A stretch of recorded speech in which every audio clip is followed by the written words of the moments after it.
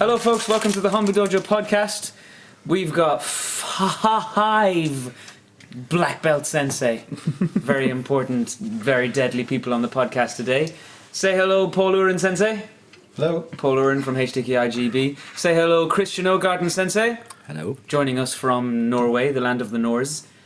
Of course, Ross is here. What up? I'm here, my name is Rue, and Kevin Downard, all the way from the USA, is our intern in the dojo at the moment. So yeah, we're all here, and we've just come from Tala, from the first day of our summer course, and we had Paul and Christian over teaching for us. And I really enjoyed it. Christian is on Scott Sensei's tight schedule, so we're going to go Christian heavy for the start of this. So Christian Sensei, fantastic class, first class. I didn't get a chance to train in the second class, but fantastic first class today. I have lots of questions for you about strength and conditioning, because your strength and your conditioning is very impressive. What the kind of drills that you were doing today, do you just pull them out the bag to be fancy for when you're teaching, or is that something you practice all the time in the dojo when you teach?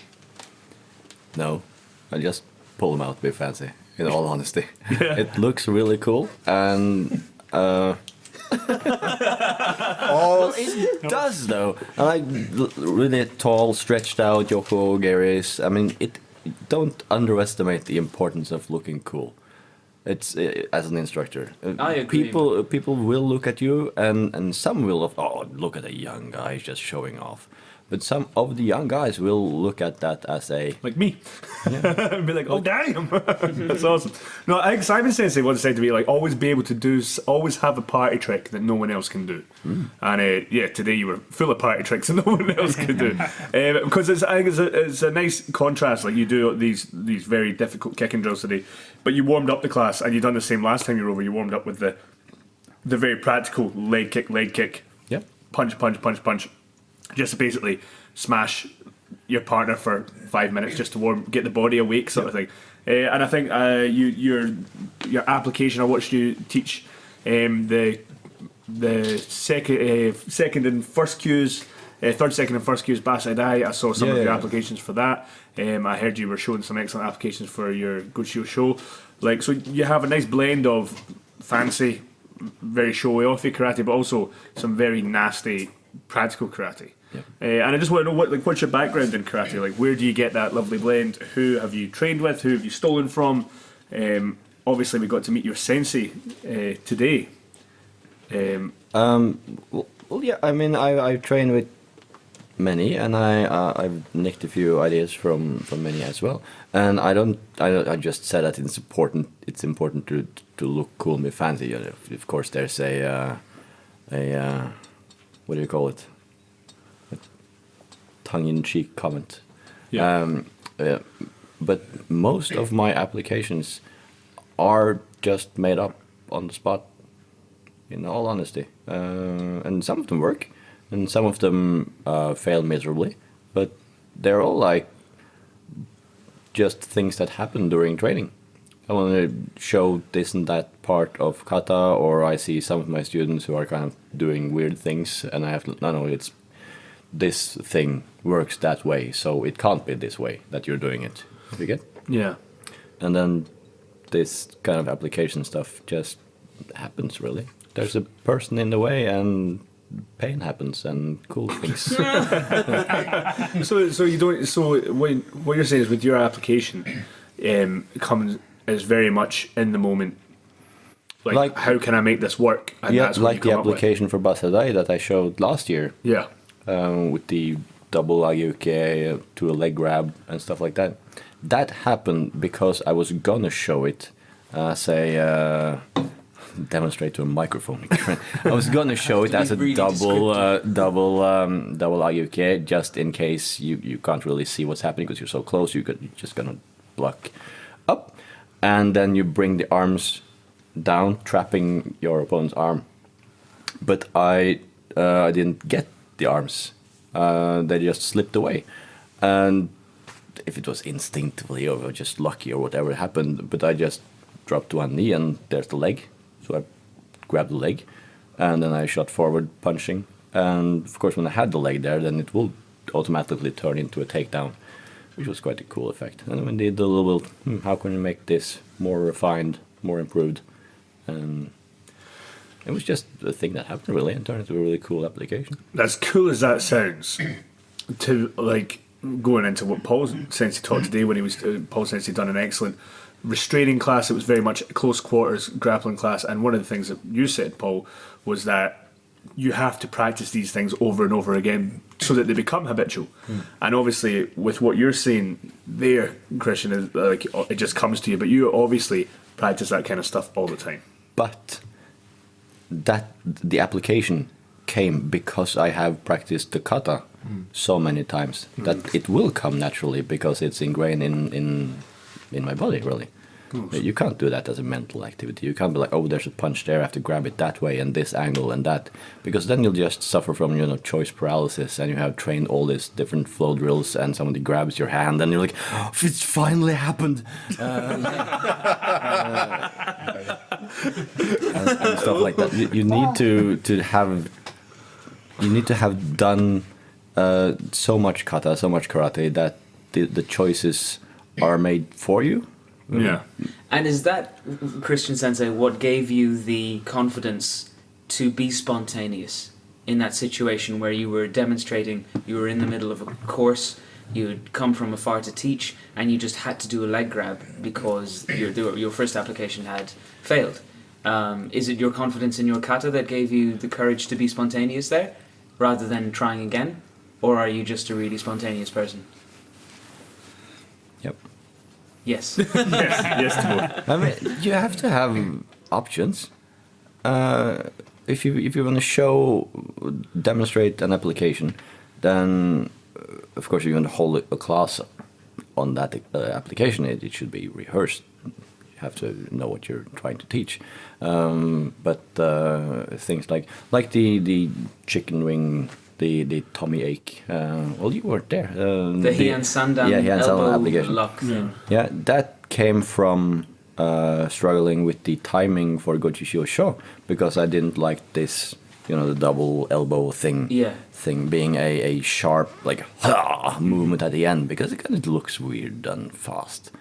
And then you have the double shuto, so one is really brutal, and it's just little sneaky, I'm gonna get my hand in there somewhere. It's just bam, bam, just punched it. You have to sometimes you just have to slap a guy.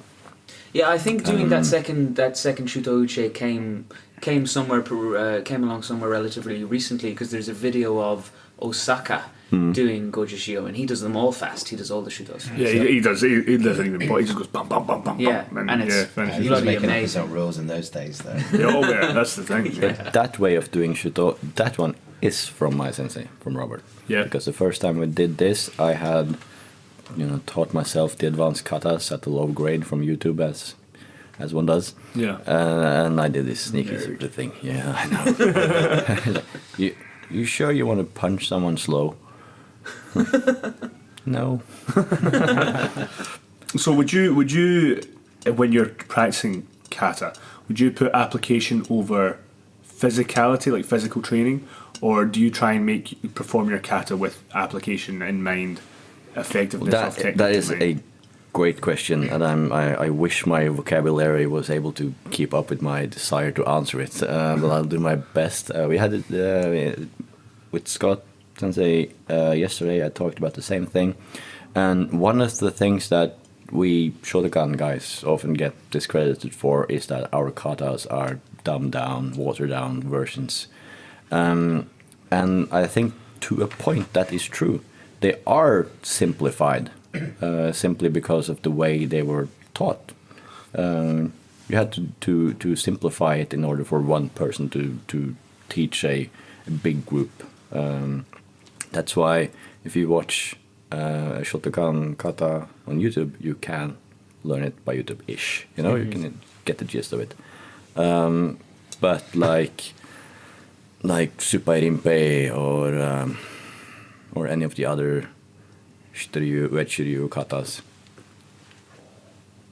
are very difficult to just pick up visually because there's so many intricate little things going on. So where does it go from there? So you're saying Shotokan kata, they're dumbed down because they were taught to huge groups. It was the first super popular style Did of not karate. say they were dumbed down. I said they were simplified. Okay, so Yes. you There's a said something difference. about being dumbed down. Yeah, I said that's the critique flack we get, that we right? get from other groups, which is in a sense justified, but our katas being simplified or made more, or some of our katas are just physical exercises, which is also a good thing. But just because we don't have access to like the original meaning of the kata, that's not a bad thing. I mean, if you want to have a kata that you have the original meaning of, then just make a new kata.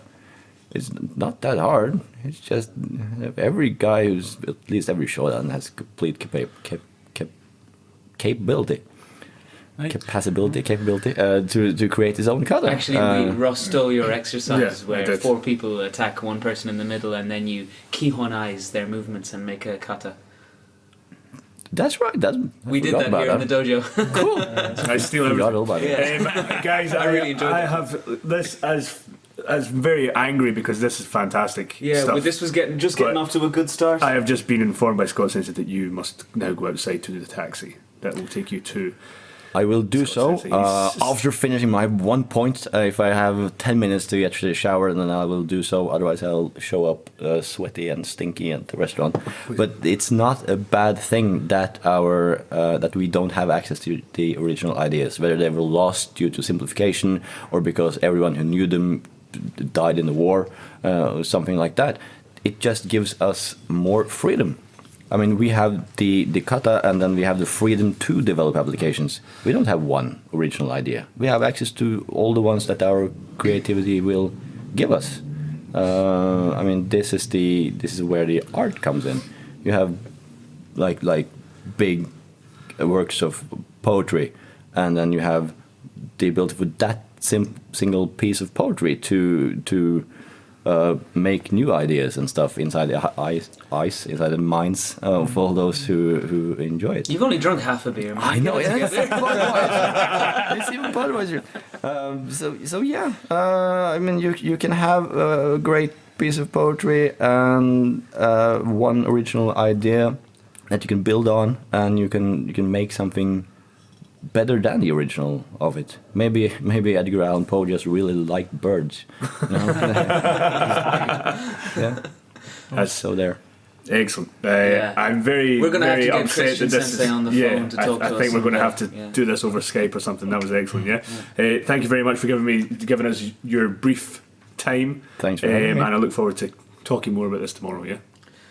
Oh, Sensei. Until next time. Go before Scott Sensei kills me. Yeah. Okay. You can see him just waiting.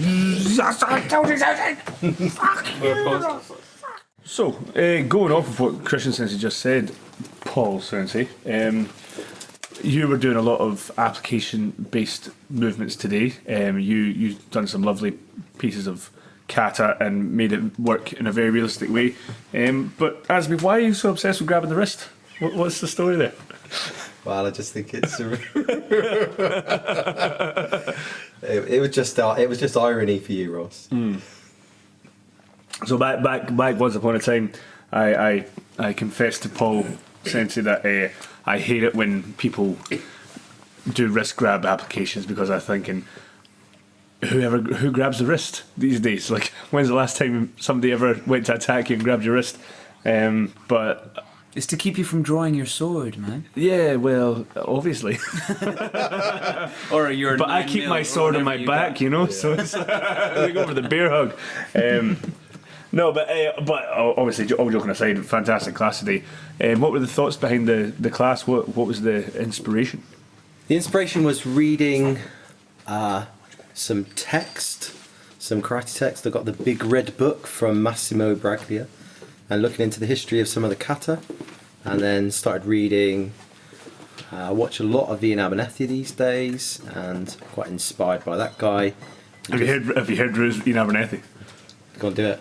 Hello, Iain Abernethy here. Today we're looking at practical kata bunkai. Alright? So, is that okay? Yeah? First thing, you're going to punch him in the testicles. And after that, you gouge the eyeballs. Is that okay? Yeah? Alright, everybody give that a go. Excellent. This is brilliant. It's like Thank he you was very here. much.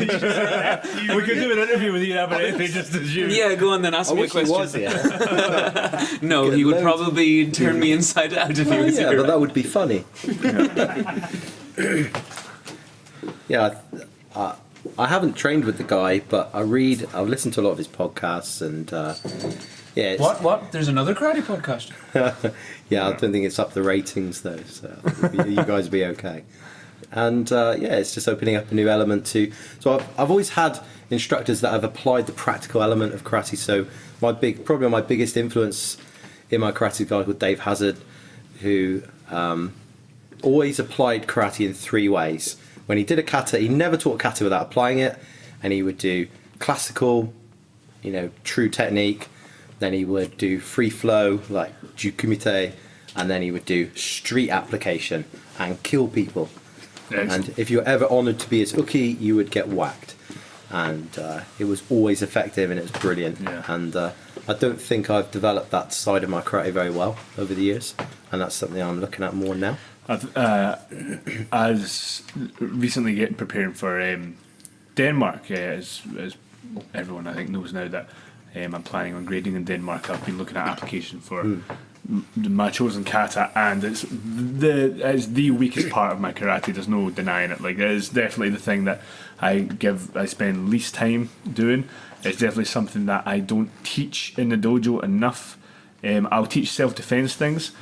I never and I think my biggest problem is that in doing other martial arts like jiu-jitsu and MMA and things like that, I tend to have this is the grappling stuff that I've done as a martial art, this is my karate, and never the two shall meet, and I think that's a problem that I have to try and overcome in my training. But what you were doing today, I think, was a very nice way of showing how to bridge the gap between, like, you ended one of your applications with a rear naked choke, which is something that I would never find. Like, I would struggle hard to put that into a karate context because we never, like, there's no kihon choke application. No, there isn't. And so it's something that I would find tricky, but to watch you do it today was very nice. And do you attribute that mostly to Dave Hazard? Like, is that the biggest influence in terms of applications? Because I know that there's a lot of really good high-level sensei that shy away from applications in a big way. Yeah, so I think Dave, more so from a striking perspective, he's an incredibly powerful guy. Only quite small, but mainly striking. Yeah. No, the in-close stuff, I just play around with it and see what works, and try to make the physical movement. But to be honest, I don't practice it when I practice kata. I do the kata and I feel like in the moment for the kata.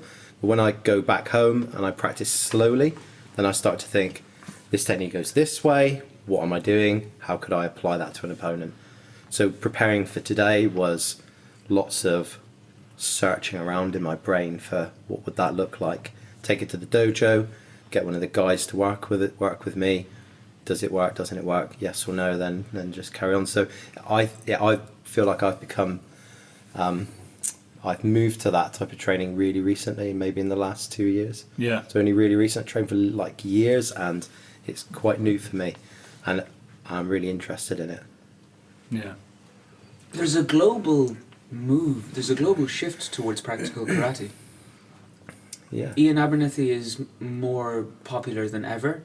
Other people who claim to be bringing back the old ways, which is the slogan for these guys in Texas called Karate Culture. You ever heard of those guys? No. It's actually a really nice YouTube channel, and they do some brutal applications. They're Shorin Ryu guys. Okay. And they've just opened their own dojo in Austin or Dallas. Even you have guys like Jesse Enkamp, who has for a long time was an advocate for that WKF competition. Kata style was in an alleyway not that long ago doing some street application stuff. So I think with the popularity of things like MMA and stuff, I think that people feel the need to try and legitimise the traditional martial arts a little bit more. And Well, it was always there. I think that's what they want to remind everyone. We shouldn't It's miss it, and I feel like I've missed it. So I'm making sure that I don't miss any element of the training You know, if we practice Kion, Kata, and Kumite, Like you said, the 3Ks. Yeah. and then we never converge them, then we're just making shapes really for Kihon. Yeah. And maybe we're starting to apply the principles of movement into Kumite, but Kata's then a separate entity. And it doesn't mean anything. I go off the nut at one of the students, Victor. You know Victor, the competition. Yeah, like he's I really mean, good. he's a fantastic fighter. When we get him to do Kihon or Kata, I always scream at him, and I was like, "Can you just pretend like you're in a competition just Yeah. now and move the way you do there?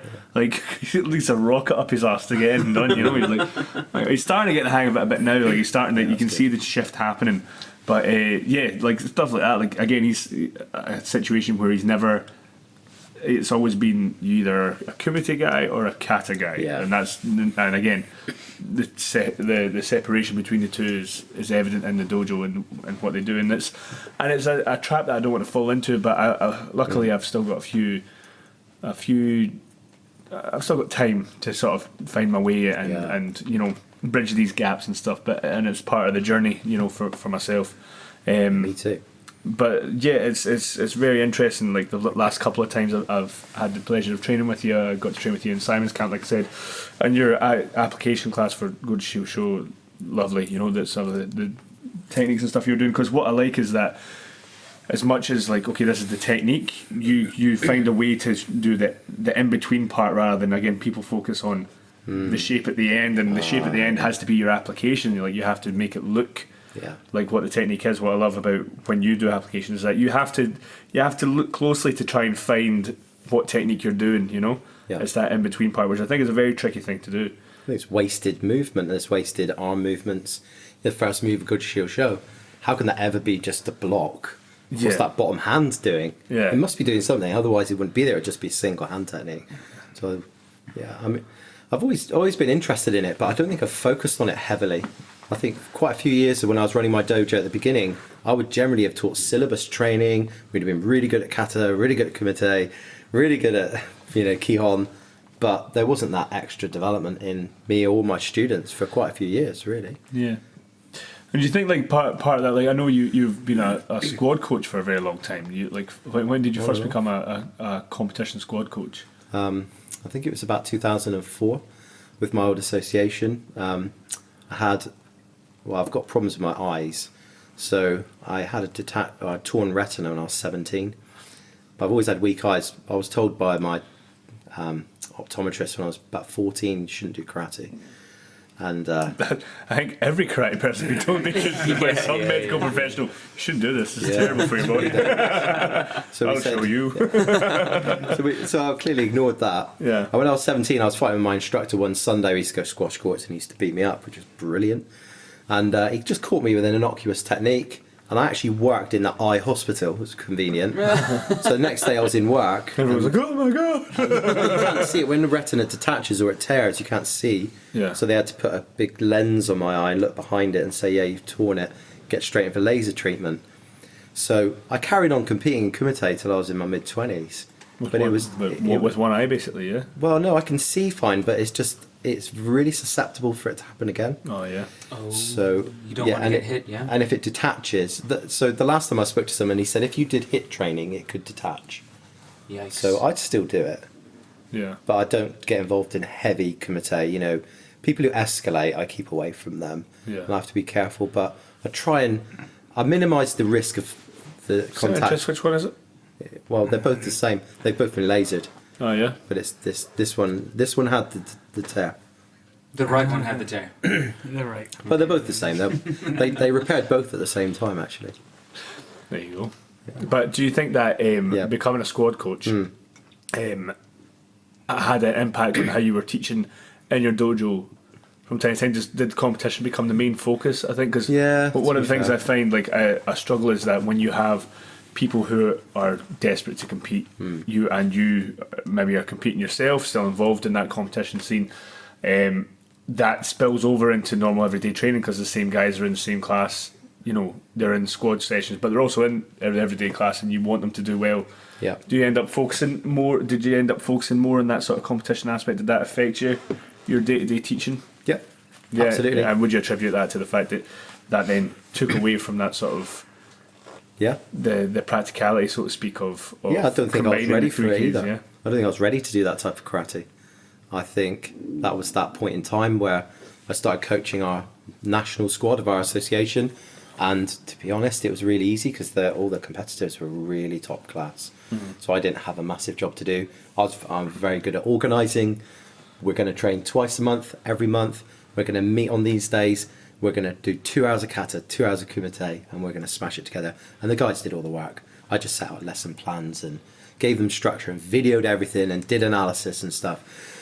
But going back to the dojo, I had quite a few of the guys in my club who were some of the good squad members. So we did focus heavily on competition for quite a few years.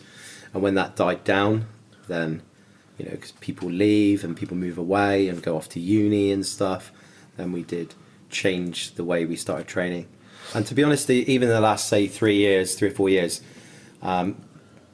since training with Scott Sensei, my karate's changed a lot. I teach thematically the way I teach the kids now, coming up through the, once they get a couple of grades in, I'll barely teach syllabus nowadays. Yeah. I will just teach principles, and they are just as good at gradings, and they understand what they're doing up with their body now. So my teaching has changed so much. I think when you have that themed base lesson plan, you can, what's great is that you can start off basic with something from the syllabus, and then it can progress to that sort of next level, sort of again combining the 3Ks, so you can apply it to each aspect of karate and then bring it all back together.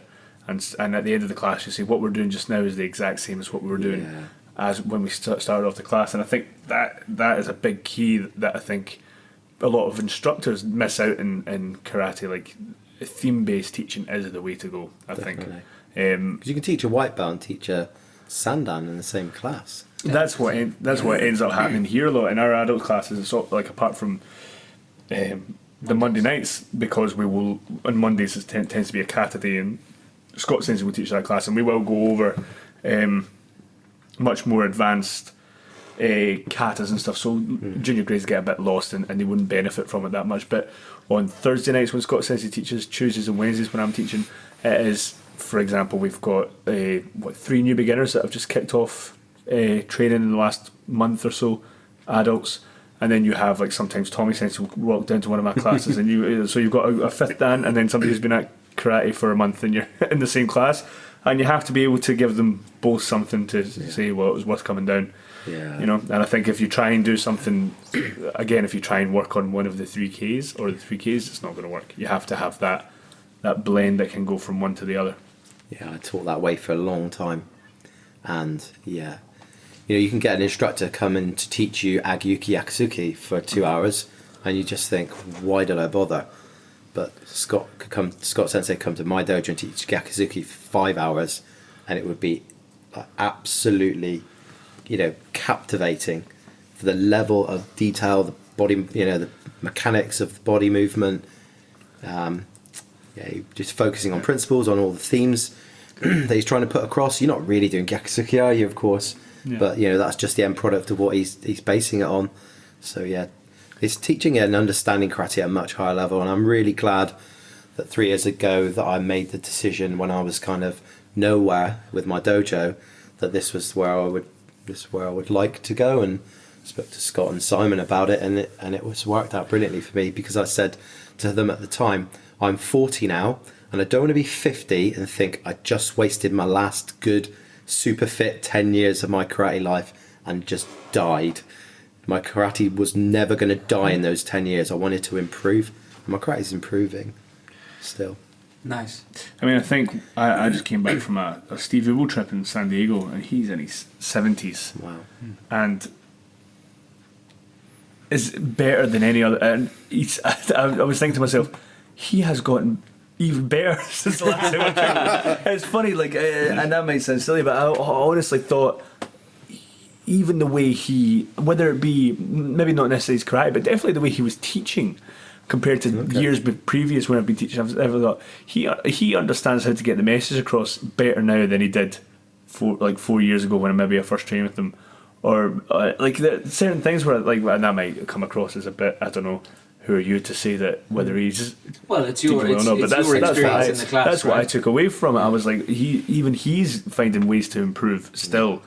And Scott says, he said, I think he's even faster than when I was over last year. And you know, it was that it's great that way when we were message for both us. saying like that he's still improving. And I think that if you train right with the correct body mechanics, there's no reason why you can't keep progressing. Yeah, and maybe not physically progress, but definitely in terms of efficiency.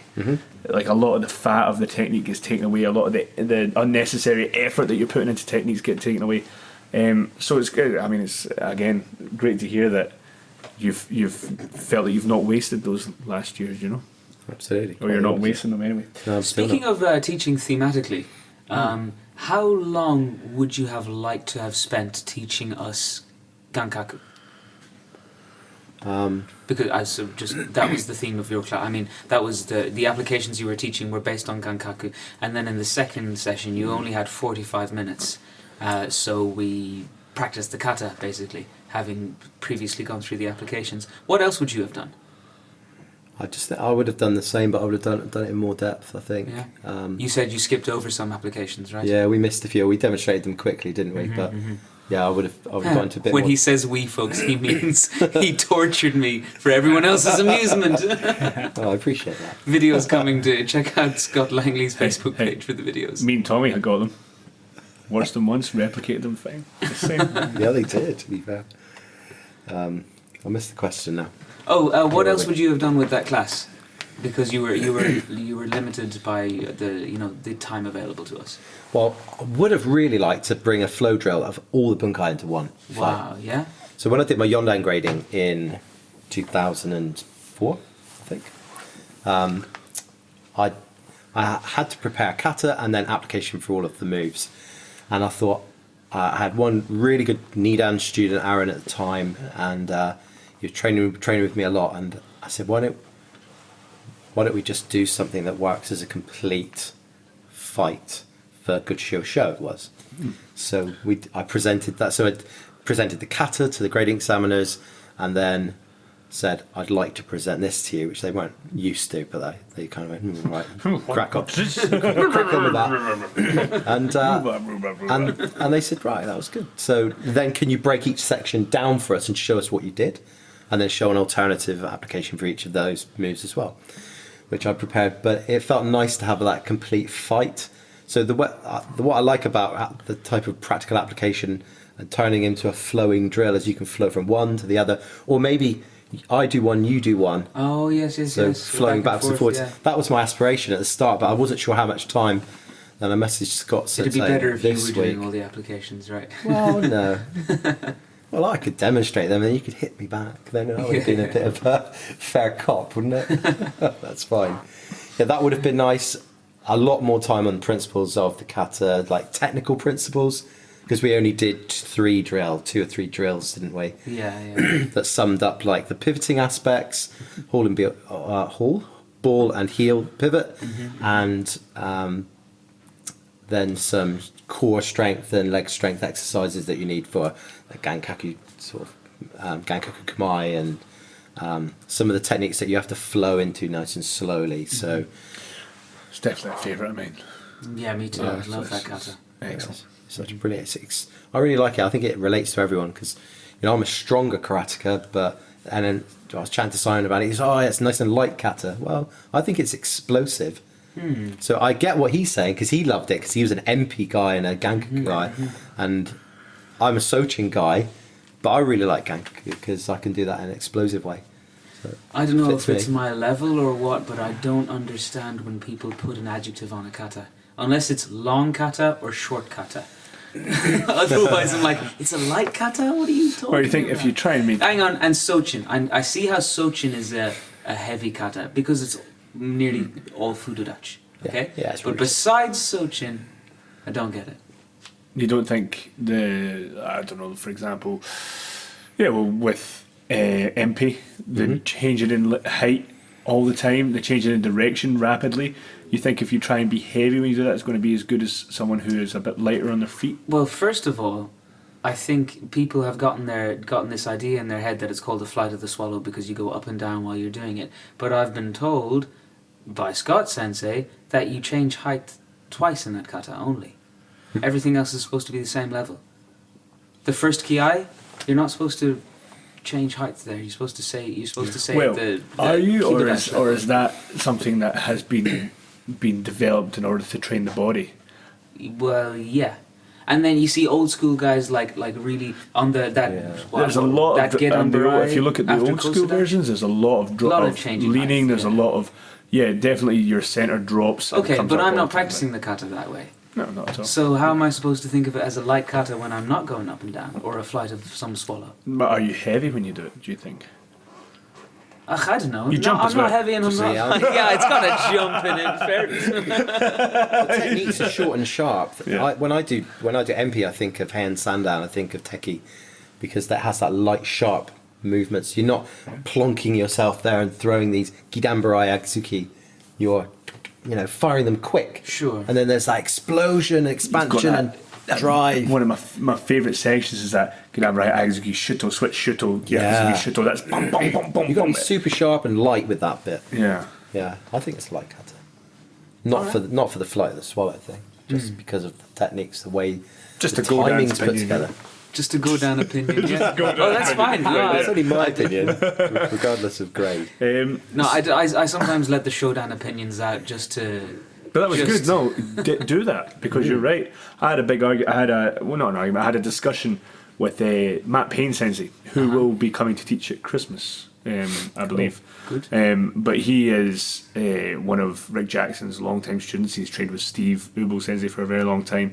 He is at Loughborough University, and he's a professor, a doctor in biomechanics, and he understands the way the body works more than anyone. But I was having a discussion with him after a jolly old night, as the night was winding down, about Furodachi and how Furodachi is meant to be the immovable stance and rooted stance and da-da-da. And I was saying that really, if you push at me from the front angle where all the techniques come from, because your knees are so bent, it's very pliable. It moves a lot compared to Zenkutsu Dachi, which has that structure of everything's pointing in the same direction. Therefore, when you push against it, there's that you feel that if somebody pushes you, your back heel is pressed into the ground. You don't have that when you actually make Furodachi, really. And I think if everyone go home and try it and get someone to push you, you'll feel like my knee sticking way out to the side. This Yeah. foot's way out to the side. That's not. And it's Structured you position. probably got that idea from the name of the stance. It means rooted stance, right? Yeah. However, which we realised recently here at the dojo. We had Rick Jackson, and he was I can't remember exactly how he put it, but he's tried to tell us that your Renoji Dachi is your Fudodachi, your Shizentai is your Fudodachi, and then it turns out that in Kyokushin karate, They call it Furodachi. when they're standing the way we do in Shizentai, they call it Fudodachi. So that's their rooted stance. It's very interesting. And I think it's a mental, spiritual way of being rooted rather than physically. I couldn't agree more. Not that I can do it anyway. I mean, you could knock me over no matter what stance I'm standing in. You could pick her up and turn him upside down. Yeah. He'd still be in his stance. Like. Try that. I'm going to bring Kevin Sensei into this conversation. The intern Kevin, because that was his first experience of a course in Dublin, or what we tend to do every grading seminar. You got to see the way the gradings work today. What did you think of the classes today? What did you take away from the classes as intern trying to soak up like a sponge as much information as possible? What was your opinion of the day? Very good training. A lot of information to absorb, and I really liked your class, how it started with application, and then the second part you came back and then you went to the kata instead of some may do kind of the kata and then go to the application onto it. So I mean, a very good spin on that, nice. And then of course with Christian, I've heard of him.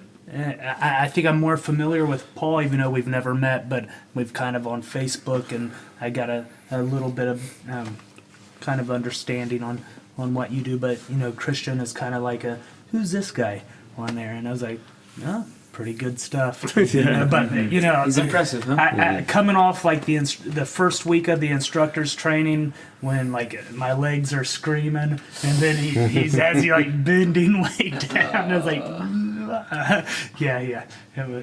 it was a little tough with that, but you know, still very good technique, very good class. Took a lot of good information. Question for Rue: how did you find the leg exercises that we did? Actually, How as did I someone find who's been here for what is it, 10 months now? Yeah.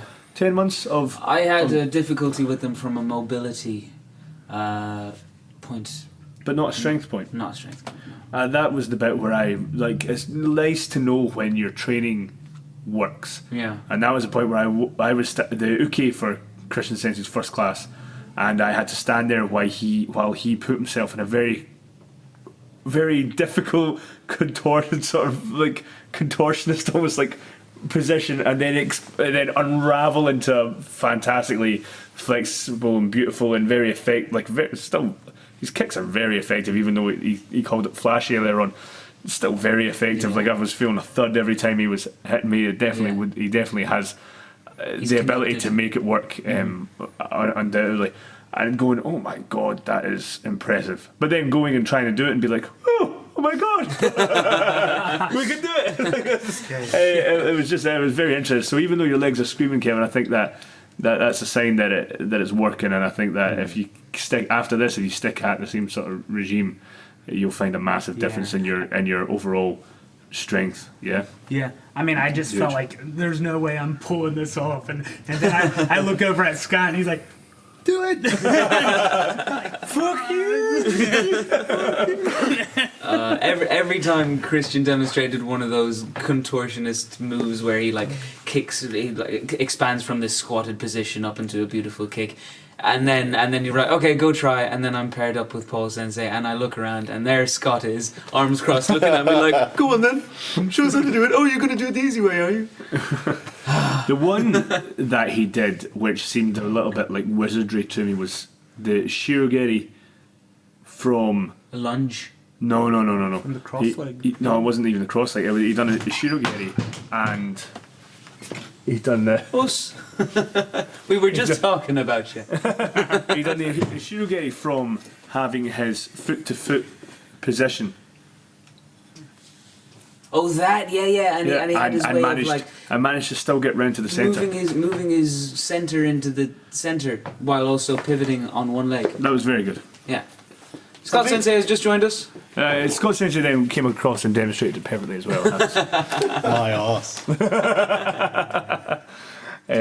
But yeah, I thought today was excellent. Yeah, and I'm glad to hear that you took a lot from it, Kevin. Very good.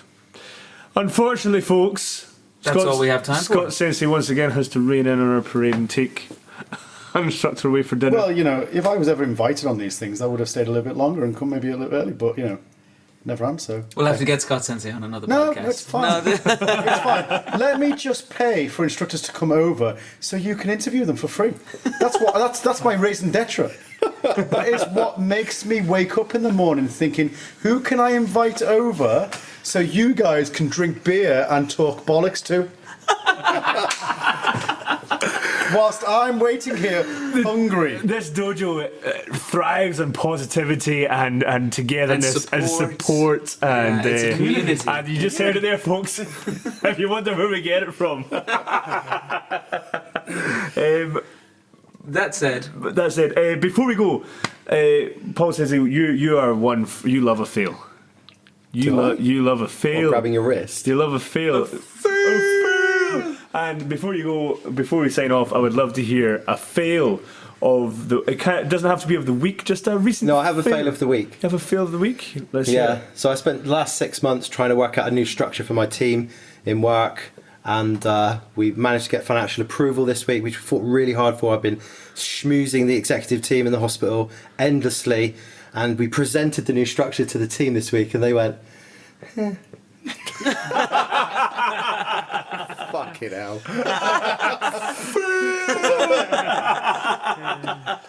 Thank you very much, Paul, for coming on the podcast. Okay. Enjoy your dinner. We'll see you later on for a pint. bows and usses, Os.